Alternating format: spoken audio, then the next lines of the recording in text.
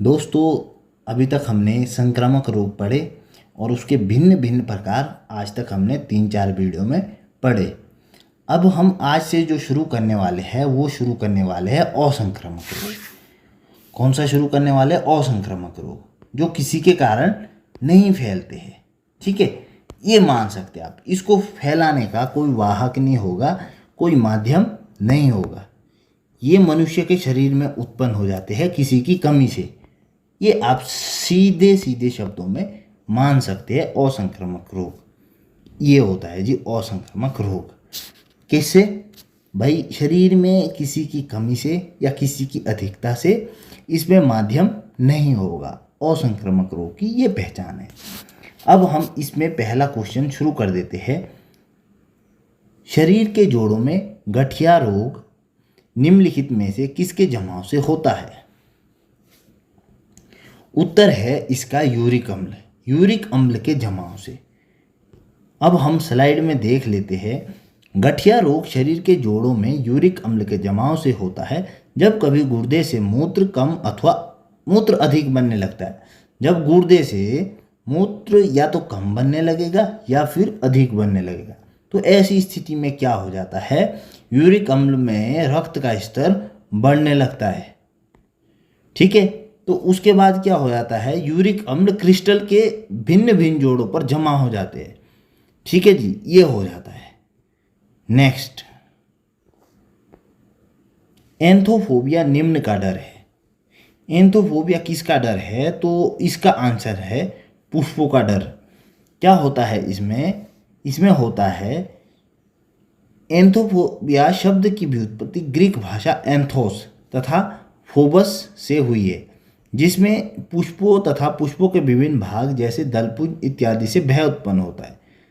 ठीक है जी, किससे? दलपुंज, जो पुष्प के भाग होते हैं उससे जो दलपुंज जो होते हैं उसमें दलपुंज हो गया, बाह्य दलपुंज हो गया, तो इनसे क्या है? डरने लगता है व्यक्ति। किसी वस्तु या घटना के प्रति असंगत तथा काल्पनिक भय क्या कहलाता है? फोबिया कहलाता है। सभी को पता होगा, ऐसा तो कोई है नहीं जिसको फोबिया पता नहीं है। डर, भाई कोई काल्पनिक स्थिति या डरने लग जाते हैं। अब है वातोन्माद या हिस्टीरिया रोग सामान्यतः किस वर्ग में होता है? देखिए जी, इसका आंसर है जवान महिलाएं। अब पढ़ते हैं। आजकल क्या होता है? हिस्टीरिया नामक रोग सामान्यतः उन महिलाओं को अधिक होता है जो कि जवान तथा अविवाहित होती है, क्योंकि यह तंत्रिका तंत्र संबंधी रोग है जिसमें महिलाओं में घबराहट, बेचैनी तथा बेहोशी के लक्षण दिखते हैं। बाद में शादी होने जाने पर स्वतः ही ठीक हो जाते हैं। जिस प्रकार से मैंने इसका ये लिख रखा है, बाद में शादी हो जाने पर स्वतः ही ठीक हो जाते हैं, आप लोग समझ ही गए होंगे कि इसके क्या कारण है। ये घबराहट, बेचैनी, बेहोशी क्या होते हैं? तो इसमें कई कारण हो सकते हैं। इसको आप समझने की कोशिश कीजिए और पॉजिटिव वे में ले लीजिए कि महिलाओं की इज्जत करनी चाहिए, उन्हें हमेशा सम्मान करना चाहिए, उनकी भावना को कभी ठेस ना पहुँचे किसी भी तरह से। कभी भी गलत चीज़ का समर्थन ना करें, किंतु अगर चीज़ें सही है तो हमेशा महिलाओं की इज्जत करें और उनका समर्थन करें। विचारों का जो दिल होता है, ये मान लो कि बहुत ही ज़्यादा कोमल प्रकार की, उनकी सोच बहुत ही ऐसी होती है कि उनको ठेस पहुंचाता है या कुछ ऐसी स्थिति आ जाती है तो उनको ये बीमारियां हो जाने लगती है। ये आप समझ लो, घबराहट, बेचैनी, बेहोशी। और धीरे धीरे क्या होता है, जैसे जैसे समय बढ़ता है तो उनमें क्या आ जाता है? एक स्ट्रॉन्गनेस आ जाती है। वो लड़ना सीख चुकी होती है, क्योंकि 14 से 25 साल सबसे ज़्यादा चंचल मन रहता है, सभी का रहता है। लेकिन पुरुष फिर भी पुरुष होता है, थोड़ा बहुत जवाने से जल्दी जल्दी ये मान लो ठोकर खा के थोड़ा सीख जाता है, या घर से उसे सिखाया जाता है इस तरह से कि भाई हाँ तुझे जिम्मेदारी करनी है, ये कुछ स्थिति। लेकिन महिलाओं का जो होता है वो चंचल मन होता है और उनकी जो ये मान लो कि अपनी इच्छाएं होती है, काफ़ी कुछ होता है, तो उसकी अगर उन्हें ऐसा लगता है कि भाई नहीं पूर्ति नहीं हो पा रही, तो उनको ऐसी स्थिति का सामना करना पड़ता है। लेकिन जब शादी हो जाती है, माँ बनती है, तो उन्हें वो भी मतलब धीरे धीरे स्ट्रॉन्ग हो जाती है। तो स्ट्रॉन्ग हो जाती है तो फिर ऐसे लक्षण पैदा नहीं होते। इसी वजह से ये मैंने बाद में लिखा था इसके बारे में। और ये ऐसा नहीं है, ये फैक्ट है और ये आंसर मैंने कहीं से लिया भी है। ऐसा नहीं है कि भाई मैं खुद की ओर से लिख रहा हूँ। फैक्ट है, मैंने भी देखा है कि भाई शादी से पहले ये स्थिति रहती थी, शादी के बाद ये स्थिति रहती है, तभी मैंने स्पेशली इस लाइन को लिखा है। अब है सिलिकोसिस एक है। सिलिकोसिस क्या है? इसका आंसर है सीधा फेफड़े से संबंधित बीमारी। किससे संबंधित बीमारी है? फेफड़े से संबंधित बीमारी है सिलिकोसिस। सिलिकोसिस फेफड़े से संबंधित रोग है। धूल कणों में उपस्थित सिलिका शोषण के द्वारा मनुष्य के फेफड़ों में पहुंच जाता है। भाई जो धूल कणों में सिलिका होता है वो क्या है? मनुष्य के कहाँ पहुंच जाता है? फेफड़ों में पहुंच जाता है। ठीक है जी। और जब फेफड़ों में पहुंच जाता है तो नियमित रूप से क्या है? फेफड़ों में जमा होने लगता है। तो इस बीमारी को बोलते हैं सिलिकोसिस। आगे बढ़ते हैं। किस तत्व की कमी से घेंगा रोग हो जाता है? इसका आंसर है आयोडीन। आयोडीन की कमी से क्या हो जाता है? घेंगा रोग हो जाता है। आयोडीन की कमी होने से शरीर के गले में घेंगा नामक रोग हो जाता है। इससे गर्दन फूलकर मोटी हो जाती है, कॉलर जैसी दिखाई देने लगती है। आयोडीन का स्रोत दूध, समुद्री भोजन, आयोडीन युक्त नमक है। ठीक है जी। यह थायरोक्सिन हार्मोन का महत्वपूर्ण घटक है। किसका घटक है जी? थायरोक्सिन हार्मोन का। ये सारे हम क्या पढ़ रहे हैं? ये पढ़ रहे हैं हम असंक्रामक रोग या गैर संक्रामक रोग। आयोडीन उन बीमार व्यक्ति को दी जाती है जो पीड़ित है, वही है। इसका आंसर क्या होगा? घेंगा होगा। ठीक है जी। आगे इसके बारे में, घेंगा रोग आयोडीन की कमी से होता है, अतः इस रोग से पीड़ित व्यक्ति को आयोडीन दी जाती है। उन देशों में जहाँ के लोगों का मुख्य खाद्यान्न पालिश किया हुआ चावल है, लोग पीड़ित है। कौन से रोग से भाई? पालिश किया गया चावल, कौन से रोग? जी, तो इसका आंसर है बेरी बेरी रोग से आगे बढ़ते हैं। बेरी तंत्रिका तंत्र को प्रभावित करने वाली व्याधि है जो मुख्यतः आहार में थायमीन, विटामिन बी की कमी से होती है। पॉलिश किए हुए चावल में थायमीन बहुत ही अल्प मात्रा में पाया जाता है। बेरी किससे होता है? थायमीन की कमी से। तो पॉलिश करने में क्या है? थायमीन अल्प मात्रा में पाया जाता है, इस कारण उसको क्या हो जाता है? बेरी रोग हो जाता है। आगे पढ़ेंगे। बीएमडी परीक्षण किया जाता है पहचान करने के लिए। किसकी पहचान करने के लिए किया जाता है जी बीएमडी परीक्षण?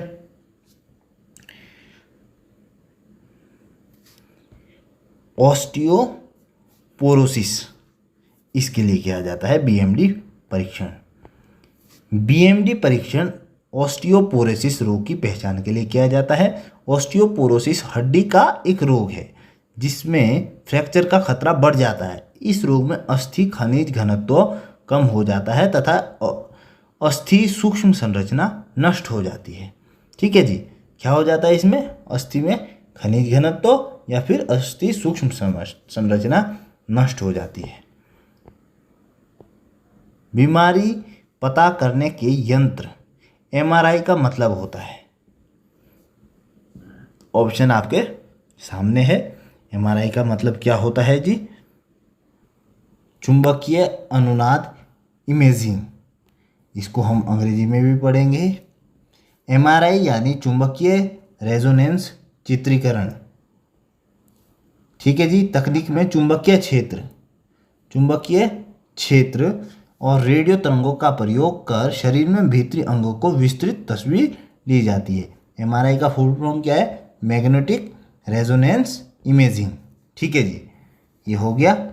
आगे बढ़ते हैं। रक्त में ग्लाइकोसिलेटेड हीमोग्लोबिन HbA1c का मापन निम्नलिखित में से किसके प्रबंधन के लिए लाभदायक है? किसका? ग्लाइकोसिलेटेड हीमोग्लोबिन किसके प्रबंधन के लिए लाभदायक है? ये है जी इसका आंसर मधुमेह। अब आगे स्लाइड में देखेंगे हम इसके बारे में। मधुमेह क्यों है जी? रक्त में ग्लाइकोसिलेटेड हीमोग्लोबिन HbA1c का मापन मधुमेह प्रबंधन के लिए लाभदायक है। इसके द्वारा रक्त में पिछले 8 से 12 सप्ताह की शुगर का पता लगाया जाता है। ठीक है जी, आगे बढ़ते हैं। जो मनुष्य यह नहीं समझ पाता कि कब उसे भोजन करना रोक देना चाहिए वह पीड़ित है। कौन से रोग से? मतलब खाने का हिसाब ही नहीं रहता, तो ये इसका मतलब है। तो वो कब पीड़ित है, कौन से रोग से पीड़ित है, उसको बोलते हैं बुलिमिया। ये भी बड़ा इंटरेस्टिंग रोग है, काफ़ी इंटरेस्टिंग रोग है और इम्पोर्टेंट भी है, कहीं ना कहीं ये आ रखे है। बुलिमिया नर्वोसा एक प्रकार का भोजन संबंधी विकार है।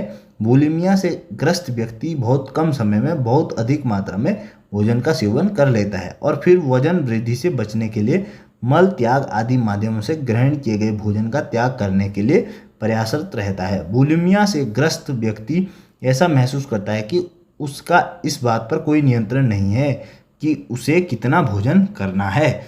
मतलब कि भोजन वो ले रहा है और उसको पता ही नहीं चल रहा है, फिर भोजन कर रहा, फिर भोजन को निकाल रहा, फिर कर रहा, फिर निकाल रहा, और उसको क्या लगता है कि भाई किसी उसको महसूस ही नहीं होता ये चीज़ कि वो इस रोग से ग्रस्त है। इटाई इटाई रोग किसके दीर्घकालीन विषाक्तन से होता है?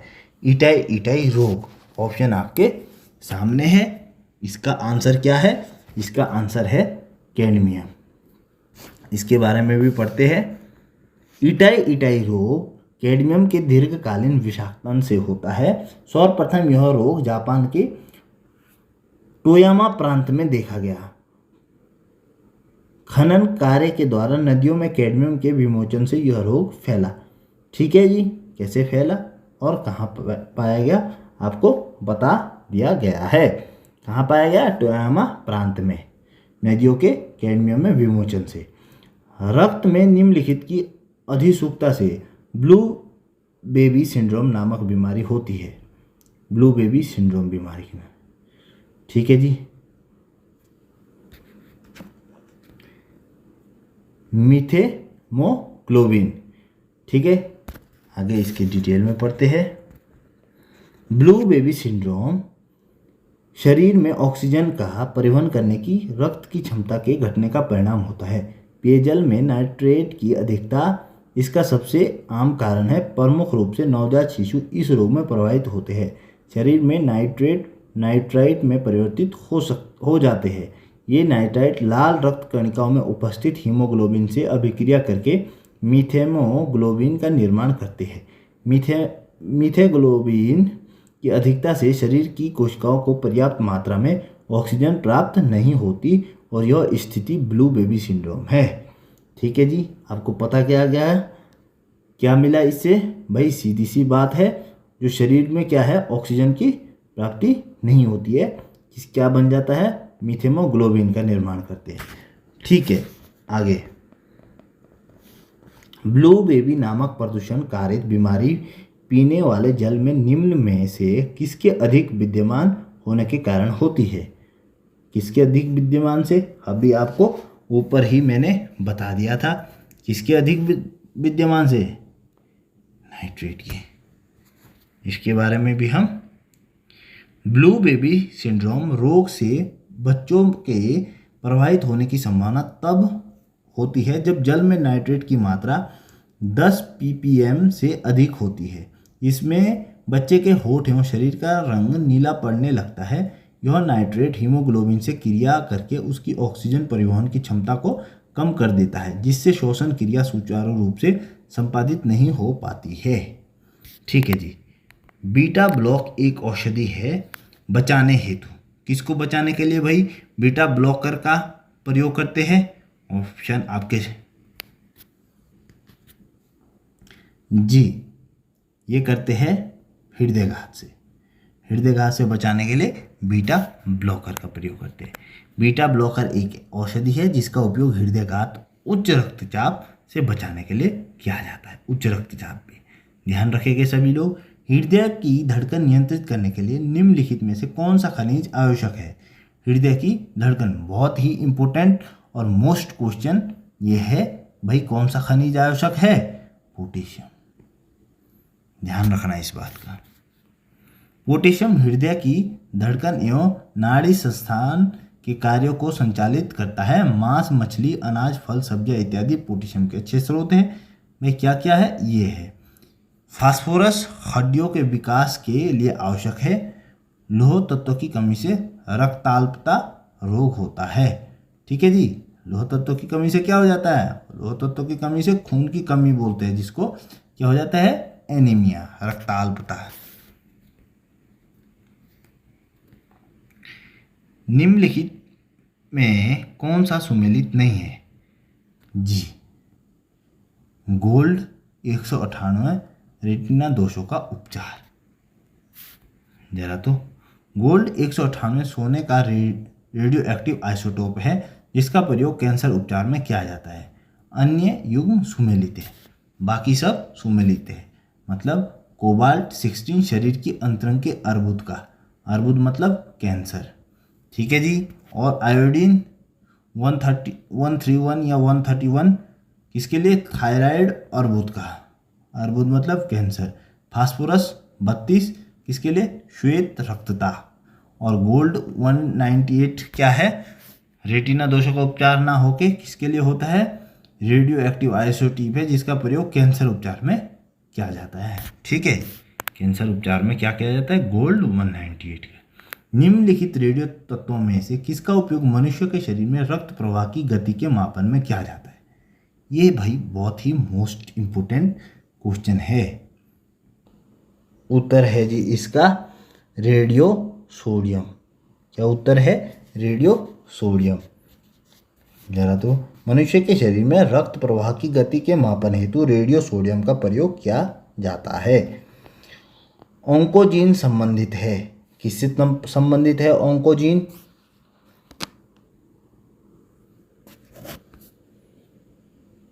कर्क रोग से। आगे पढ़ते हैं।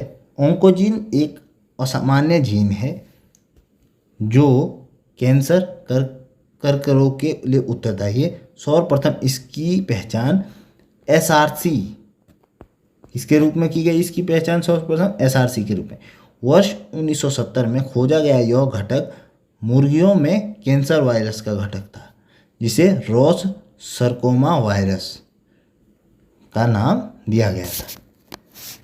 एक के साथ 4-4 क्वेश्चन आपको मिल रहे हैं। ट्यूमर संसूचित करने में प्रयुक्त रेडियो समस्थानिक है। ट्यूमर संसूचित करने में प्रयुक्त रेडियो समस्थानिक कौन सा है? यह है आर्सेनिक 74। आगे देखते हैं। ट्यूमर संसूचित करने में प्रयुक्त रेडियो समस्थानिक आर्सेनिक 74 है। परिसंचरण तंत्र में रक्त के थक्के का पता लगाने के लिए सोडियम 24 का, देखो जी, रक्त के थक्के का पता लगाने के लिए कौन सा प्रयोग किया जाता है? सोडियम 24। ठीक है जी।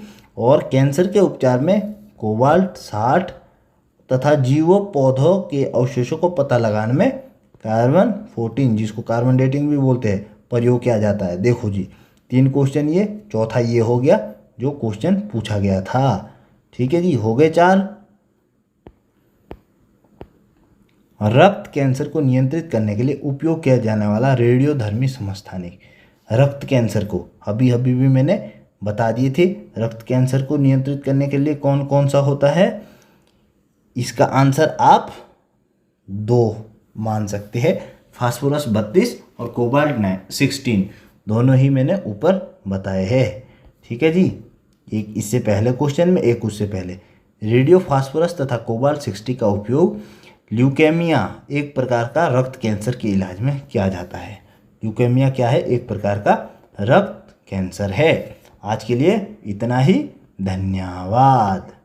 ठीक है जी, बहुत बहुत वीडियो देखने के लिए। आपको अगर मेरी वीडियो पसंद आती है, शेयर ज़रूर करें, अपने दोस्तों तक ज़्यादा से ज़्यादा शेयर करें। सक्सेस मेहनत मांगती है। अपना ध्यान रखें, अपनों का ध्यान रखें। जय हिंद।